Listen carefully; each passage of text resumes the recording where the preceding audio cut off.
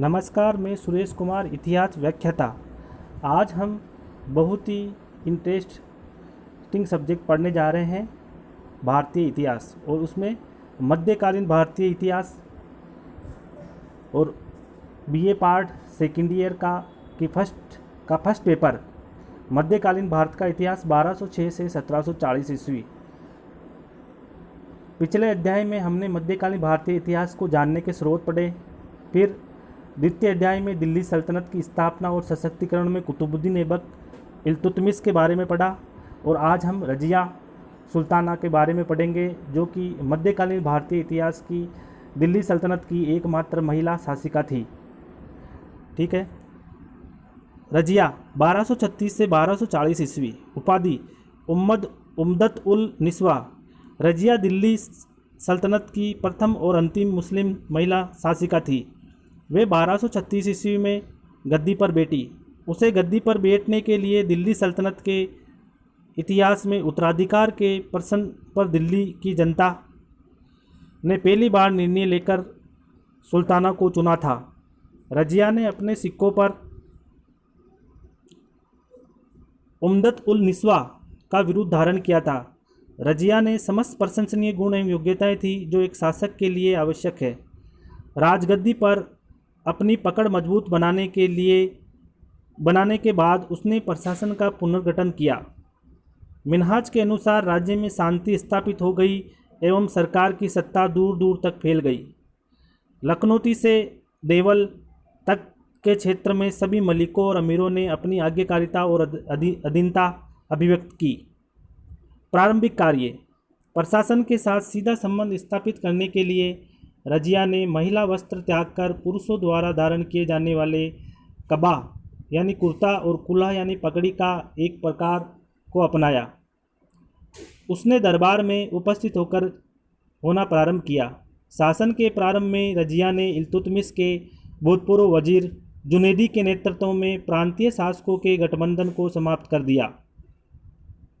रजिया की प्रारंभिक समस्याएं। सुल्तान को गद्दी पर बैठाना और उन्हें पदच्युत करना प्रांतीय इक़्तिदार अपना अधिकार समझते थे। प्रांतीय इक़्तिदारों ने रुकनुद्दीन फिरोज को गद्दी पर बैठाए, किंतु विद्रोही बनकर उसे पदच्युत भी कर दिया। रुकनुद्दीन के बाद रजिया सुल्तान बनी। इस पद पर उसने दिल्ली की जनता ने आसीन किया था। इसमें इक़्तिदारों का कोई योगदान नहीं था, किंतु वे इस अधिकार को छोड़ने के लिए तैयार नहीं थे कि सुल्तान के चुनाव में उनकी सम्मति होनी चाहिए। वजीर निजामुल जुनैदी ने भी रजिया का राज्यारोहण स्वीकार कर दिया। प्रसिद्ध तुर्क सामंतों जैसे मलिक अलाउद्दीन जानी, मलिक सैफुद्दीन कुची, मलिक इजुद्दीन कबीर खां एयाज और मलिक इजुद्दीन मोहम्मद सलारी ने उसका समर्थन किया। सभी ने मिलकर रजिया के विरोध का निश्चय किया तथा इस उद्देश्य हेतु दिल्ली की ओर कूच किए। मलिक नसरुद्दीन तायसी, जिसे रजिया ने अवध का इक़्तिदार नियुक्त किया था, को विद्रोहियों को शांत करने के लिए भेजा गया, किंतु सैफुद्दीन कुची ने उस पर आक्रमण कर बंदी बना लिया और कारागार में डाल दिया, जहां उसकी मृत्यु हो गई। रजिया ने विद्रोही संगठन के विनाश का निश्चय किया। सेना के साथ वे दिल्ली से बाहर निकली तथा यमुना नदी के किनारे अपना शिविर लगाया। इस समय रजिया की सैन्य स्थिति कमज़ोर थी। छुटपुट युद्ध का कोई परिणाम नहीं निकला, अतः उसने कूटनीति से काम लिया तथा विरोधियों में मतभेदों को उजागर करने का प्रयास किया। उसने बदायूं के इक़्तिदार मलिक इजाउद्दीन मोहम्मद सलारी तथा मुल्तान के इक़्तिदार कबीर खां एयाज को गुप्त रूप से अपनी तरफ मिला लिया तथा वजीर जुनैदी व अन्य सरदारों को कैद करने की योजना बनाई। मलिकों को इस षड्यंत्र की सूचना मिल गई। वे अपना शिविर छोड़कर भाग गए। हासी का सूबेदार मलिक सैफुद्दीन कुची और उसका भाई फखरुद्दीन पकड़े गए तथा कारागार में डाल दिए गए। लाहौर का सूबेदार मलिक अलाउद्दीन जानी मारा गया। वजीर जुनैदी सिरमौर की पहाड़ियों में भाग गया, जहां उसकी मृत्यु हो गई। रजिया के कार्य।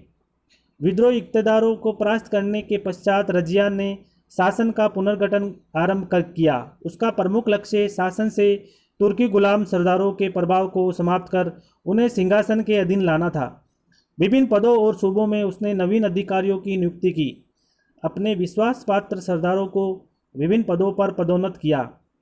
ख्वाजा मुआजबुद्दीन के वजीर मलिक सैफुद्दीन ऐबक बहुतों को सेना का प्रधान तथा बेहतू को सेना का प्रधान तथा उसकी मृत्यु के पश्चात मलिक कुतुबुद्दीन हसन गौरी को नायब लश्कर नियुक्त किया गया। मलिक इज़ुद्दीन कबीर खां अय्याज को लाहौर का इक़्तिदार बनाया गया। इसके अतिरिक्त दो अन्य महत्वपूर्ण नियुक्तियों के अंतर्गत मलिक ए कबीर इख्तियारुद्दीन ऐतगिन को बदायूं का इक़्तिदार, फिर अमीर ए हाजिब का पद दिया गया तथा इख्तियारुद्दीन अल्तुनिया को पहले बर्न का फिर बठिंडा का इक़्तिदार बनाया गया।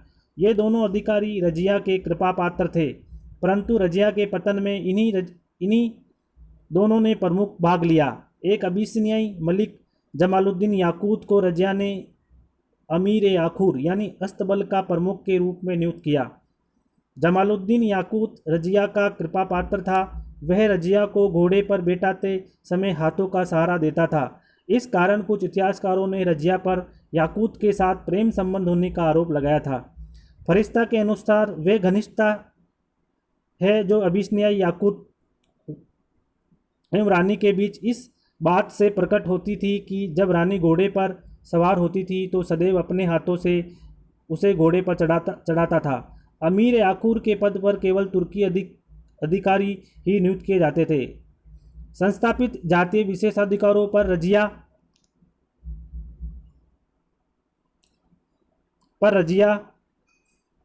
के इन स्पष्ट प्रहारों के विरोध ने शीघ्र ही विद्रोहियों का स्वरूप ग्रहण कर लिया। प्रथम बार रजिया ने ही सामंत वर्ग की कमर तोड़ने का निश्चय किया तथा गैर तुर्क शासक वर्ग की शक्ति संगठन का प्रयास किया। उसने तुर्क सामंतों की शक्ति कम करने के लिए गैर तुर्क सरदारों को प्रोत्साहन देने की नीति अपनाई।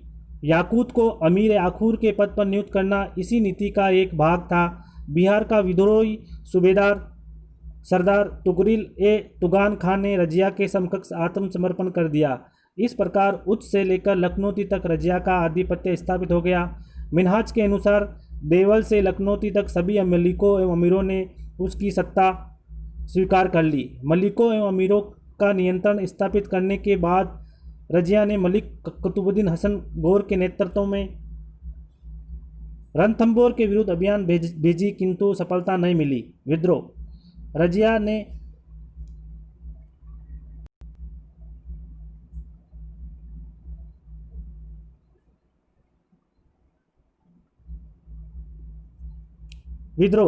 ने तुर्क सामंतों की शक्ति तोड़ने तथा गैर तुर्क सरदारों को प्रोत्साहन एवं प्रोन्नति देना प्रारंभ की।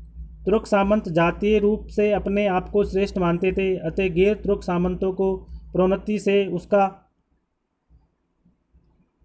से उसका असंतोष बढ़ने लगा। दूसरी ओर गैर तुर्क सामंतों का नवगठित दल संख्या और अनुभव में तुर्क सामंतों से कमजोर था और रजिया को आवश्यकता अनुसार समर्थन देने की स्थिति में नहीं था। रजिया के विरोधियों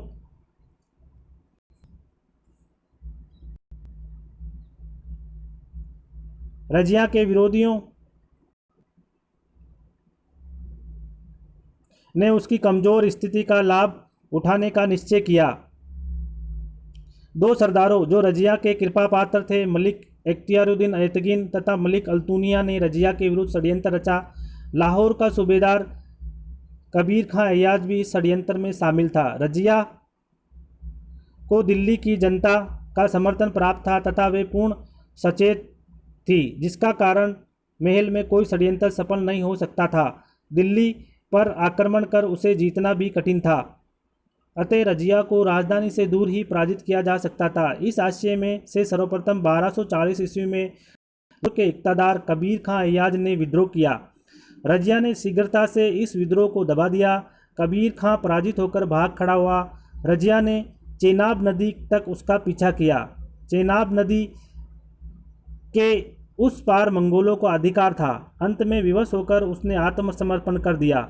रजिया ने उससे लाहौर की सूबेदारी छीन ली तथा उसके समर्थन पर उसे मुल्तान की सूबेदारी प्रदान की। इस विद्रोह के दमन के 10 दिन बाद ऐतगिन के इशारे पर बठिंडा के सूबेदार अल्तुनिया ने विद्रोह कर दिया। रमजान के गर्मी के दिनों की परवाह न कर रजिया तुरंत विद्रोह को दबाने के लिए तबर हिंद की ओर प्रस्थान की। राजधानी के कुछ अमीर गुप्त रूप से अल्तुनिया का समर्थन कर रहे थे। अमीरों ने याकूत की हत्या कर दी।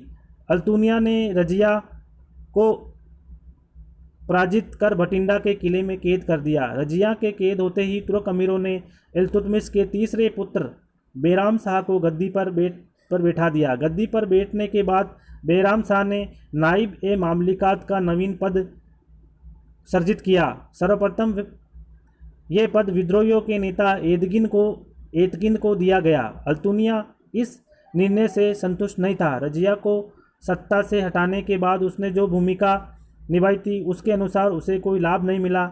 रजिया ने अल्तुनिया के इस असंतोष से लाभ उठाकर उससे अपना संपर्क बना लिया तथा विवाह कर ली। रजिया अल्तुनिया की सहायता से अपना सिंहासन प्राप्त करना चाहती थी। अल्तुनिया को भी अपने सम्मान और पद में वृद्धि की आशा थी। शासक बनने के पश्चात बैराम शाह ने अपने हाथों में शक्ति संचित करने का प्रयास किया। इससे पहले उसने एतगिन की हत्या करवा दी। बैराम शाह का मुकाबला करने के लिए खोखर राजपूत और जाटों को सम्मिलित कर अल्तुनिया ने एक सेना एकत्रित की। बैराम से असंतुष्ट सरदार मलिक सल्लारी और कराकस भी उससे जा मिले।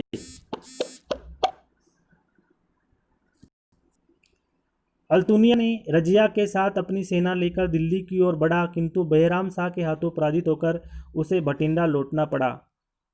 वापस लौटते समय मार्ग में कैथल के निकट उसकी सेना ने साथ छोड़ दिया।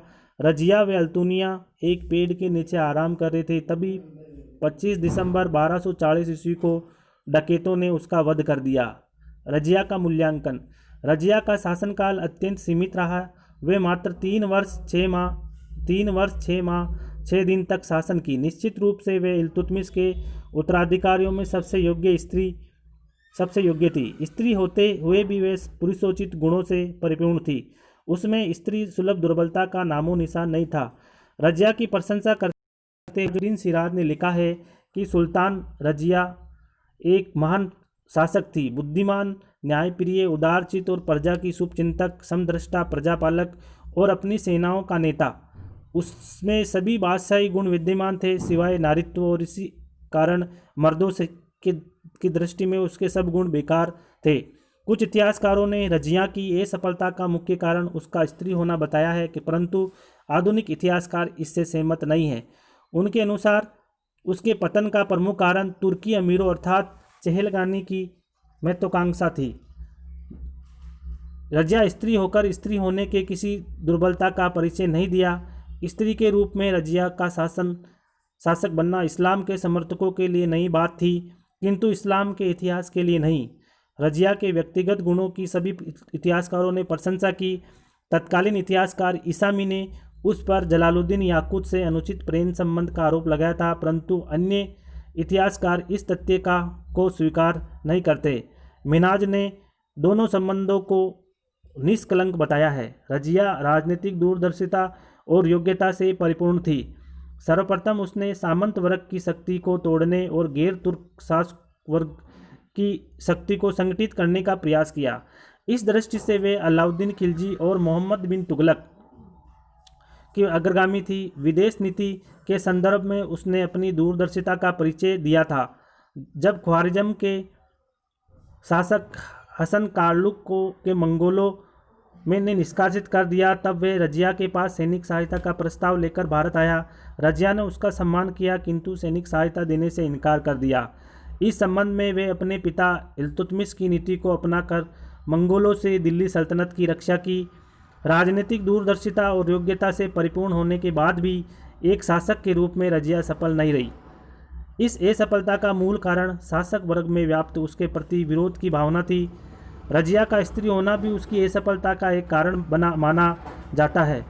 उसमें एक महान शासक के सभी गुण थे, किंतु सारे गुण उसमें उसकी योग्यता इसलिए प्रभावित हो गए कि वे स्त्री थी। एक महिला शासक के रूप में उसे न तो स्वीकृति मिली और न ही शासक वर्ग के शक्तिशाली संरक्षणों का समर्थन। के निजामी ने लिखा है कि इस बात से इनकार नहीं किया जा सकता कि इल्तुतमिश के उत्तराधिकारियों में वे सबसे श्रेष्ठ थी। इस प्रकार हमने मध्यकालीन भारतीय इतिहास में रजिया सुल्ताना के बारे में पढ़ा। धन्यवाद।